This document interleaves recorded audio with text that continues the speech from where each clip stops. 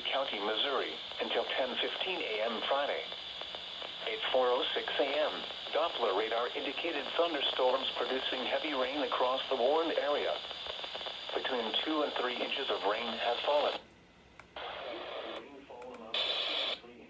Possible in the warned area. Flash flooding is ongoing or expected to begin shortly. Expected hazards include flash flooding caused by thunderstorms.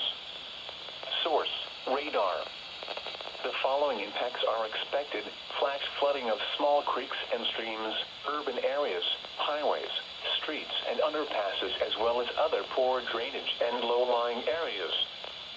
Some locations that will experience flash flooding include Carbondale, Perryville, Murfreesboro, DuQuoin, Pinckneyville, DeSoto, Elkville, Ava, Tamaroa, Willisville, Graham Tower, Altenburg, Cedar Lake area, McKenna, Cutler, Dowell, Campbell Hill, Vergennes, Frona, and Gorham.